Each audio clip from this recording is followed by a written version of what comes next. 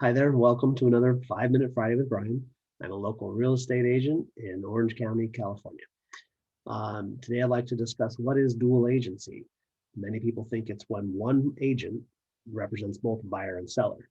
That is true, but it's also if a broker or an agent or a broker from the same brokerage is representing a buyer, and if another agent, let's say from a different office even, is representing the seller of that same broker, that's also dual agency. So the listing is under the brokerage.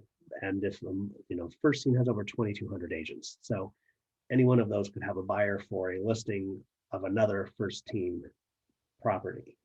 So if both agents under the brokerage are with the same brokerage, that's considered dual agency. It doesn't have to be the same agent. It can be different agents out of different offices, but that's the clarification. So it's the brokerage that matters more so than the agent that matters when it's considered dual agency. Let me share my screen and hopefully that'll help. Okay, so you can see here's the form that's used, whether it's a listing or an offer that's being made. But it basically discloses that this real estate broker may represent more than one buyer or seller, and that's through their agents. Multiple buyers just means there could be different agents within that brokerage that have a buyer for that home.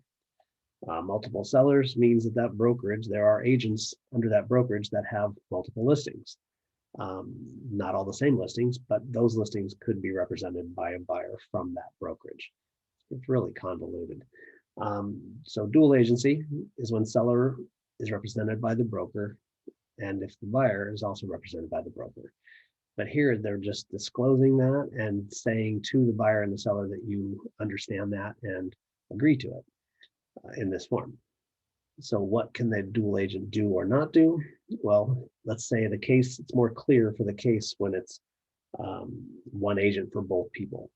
The agent, when he's in the seller mode, can't tell the buyer that I know the seller will take less, or that this is really something that anything that affects the price, and then on the other side, the agent for the buyer can't tell the seller, well, I know they can go higher, or they're really qualified for more, or whatever.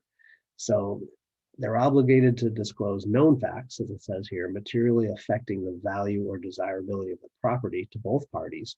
But what they can't do is tell facts relating to either buyer or seller financial position, their motivation, their bargaining position, those kind of things. So you have to be very careful when you're an agent and representing both sides of that. And here's key: offers are not necessarily confidential.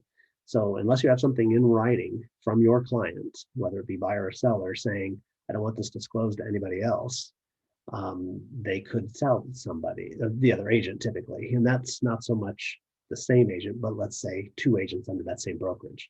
And again, they can't say about motivation, all that kind of stuff. But if I asked an agent who had a listing, say, I know you're listed at 500,000, but and you have offers, could you give me an idea where those offers are? And the agent could.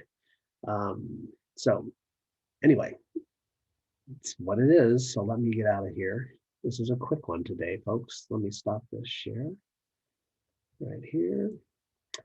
Okay, so I am back. I am Brian Wilson. Here's my contact information. Please let me know if you have any if you have any questions about this, or you have something you'd like me to discuss. But I'm going through forms, trying to get everybody educated on what they are, and they change every year as well. So I probably have a long time doing this. I'm Brian Wilson. Thanks again for joining me. Please like, subscribe. Have a great evening. Take care. Bye-bye.